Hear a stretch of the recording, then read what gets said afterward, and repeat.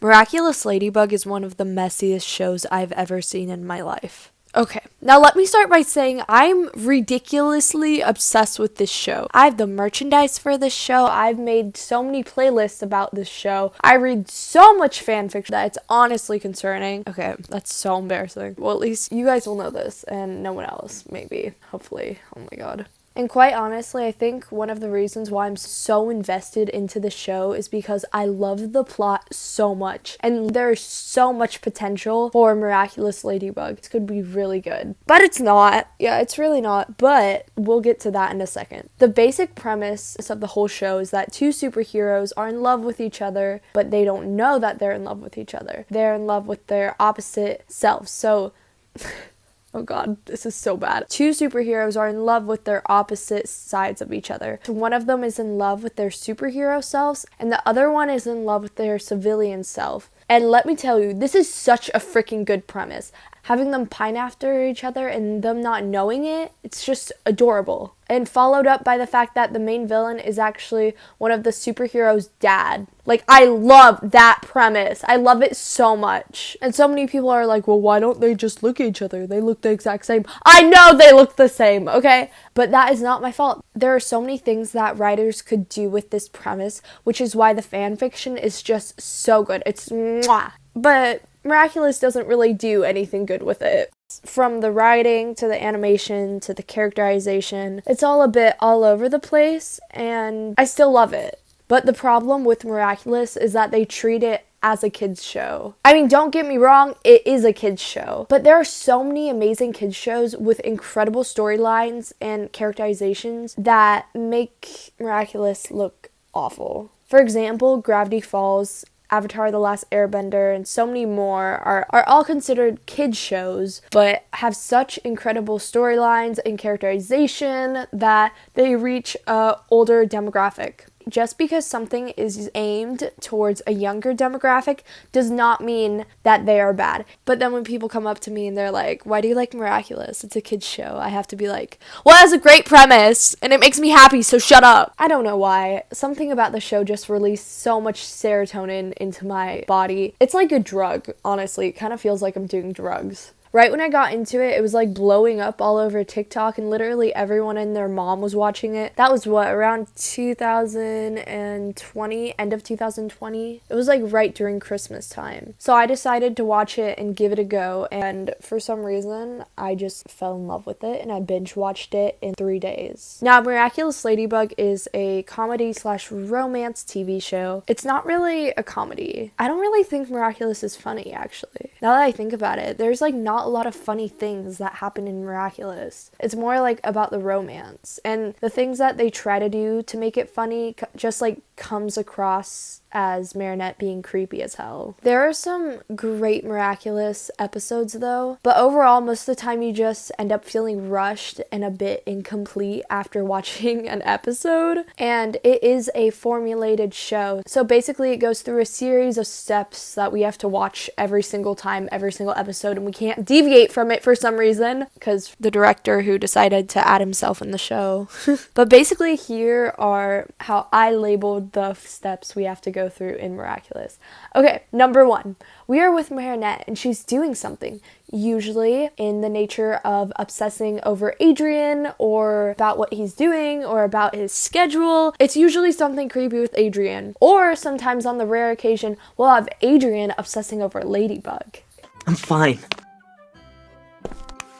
Hello? Number 2. Someone gets pissed off. Someone in Paris decides that my croissant fell on the floor. I'm all pissed off. And then Hawkmoth is like, okay. Angry Butterfly Man decides to send a little butterfly to the pissed off person. And then pissed off person becomes a Akuma. Ladybug and Cat Noir show up. And they defeat the Angry Butterfly Man's Akuma. Angry Butterfly Man gets more pissed off. And then he yells that he will defeat them one day. Which has been like, what, 100 episodes now? And then Ladybug and Cat Noir Ladynoir pound it. And lastly, it concludes with Marinette wrapping up whatever she is doing, usually checking up on whoever got hurt, whoever was sad. Usually she has to apologize, actually, because she's the one who freaking caused the Akuma. It usually always ends with Marinette being like, I'm so sorry, it was a misunderstanding. And I understand how, like, a lot of the Akumas are gonna be her fault just because she's the center of the show, but it's annoying sometimes. This girl's just pissing everyone off.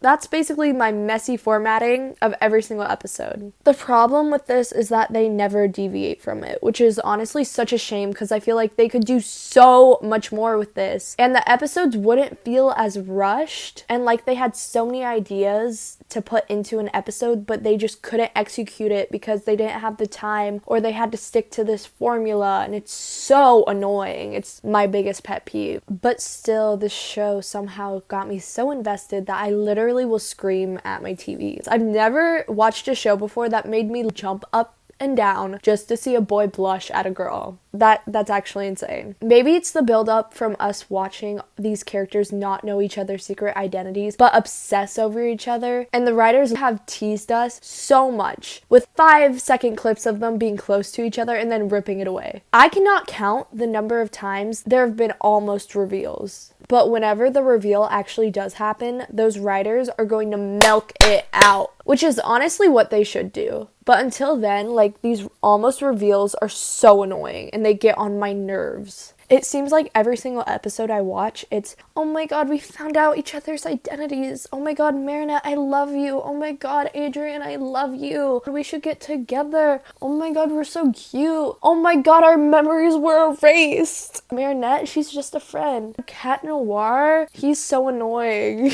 Every single time, that's how it works. Yeah, watching Miraculous Ladybug is probably one of the most aggravating experiences ever, while at the same time making my endorphins go off the charts, which is honestly insane. So I'll give the writers that. Right now, the 4th season of Miraculous Ladybug is really on my mind because it's on Disney Plus and I was watching it. And geez, you know about the whole secret identity thing? Well, we can just throw that out the window. You know how we got the most stupid explanation in season 3 about why they can't know each other's identities and how they can't be Ladybug and Cat Noir anymore if they know? Well, they still have to keep their identities a secret between each other.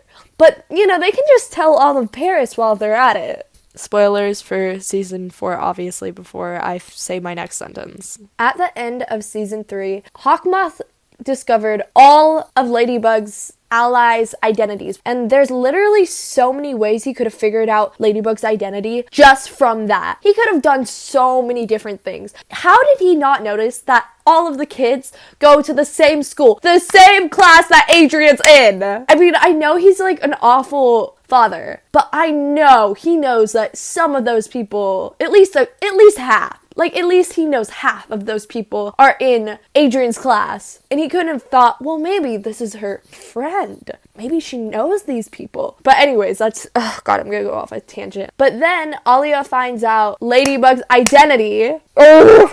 And Marinette was like, oh my god, I'm stressed out. I, like, need a friend. And she was like, oh my god, Cat Noir is a friend? Ew, gross. No. Alia, you know what?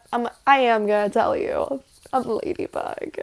And Alia was like, well, actually, we didn't even see Alia's reaction. We did not see her reaction in the freaking show. We just saw her staring in, like, disbelief for 2 seconds and then hugging her. You want to show me at least a little bit more of this? But no. I mean, I understand that Marinette needed to tell someone because she was, like, having a mental breakdown or whatever. But it was a big deal. And we didn't even get to see her reaction, like the best part of it. We spent 2 seconds on it and glossed over it. I was not happy with how they did that at all. They could have done that 1,000 times better. And when I was watching it, I was like, okay, well, maybe they'll show a little bit more in the next episode. And they literally didn't. They just, like, started with them casually mixing potions together like they've been doing that their whole lives. All we got to see was Alia hugging her, like, no questions asked. And then, like, Nino, oh my god, is that how you say his name? Nino. Okay, sounds wrong. Nino tells Adrien that Alia's Rena Rouge and that he's Carapace.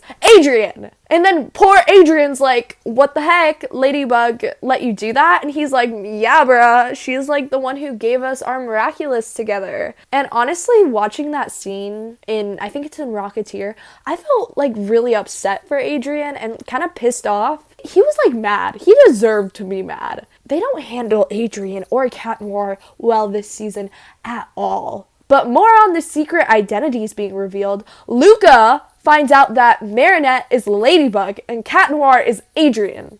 Actually, I'm okay with him knowing because I feel like they did a pretty good job with it. And I used to like really hate Luca because I thought he was so one-dimensional. And honestly, I still kind of do.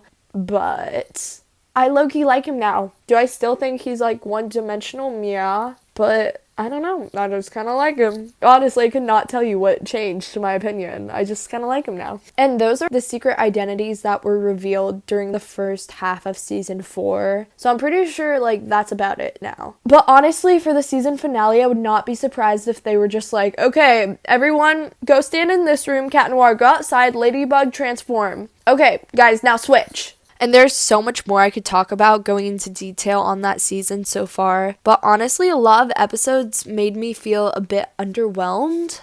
Not that I didn't enjoy them. I always enjoy Miraculous Ladybug. It's my guilty pleasure. But there's something to be said about how the show handles itself and so much wasted potential it has. But with that said, you don't have to be too sad over this because there's so much fan fiction and like comics and animatic, and honestly half of them are better written than the show. But that's just my thoughts on Miraculous Ladybug, and honestly, I could talk about this show for days. So if you guys want me to make more videos about it, just leave a comment down below and make sure to subscribe because I'll be posting more things about animation and some movies and shows that I really love. Thanks for watching. Peace.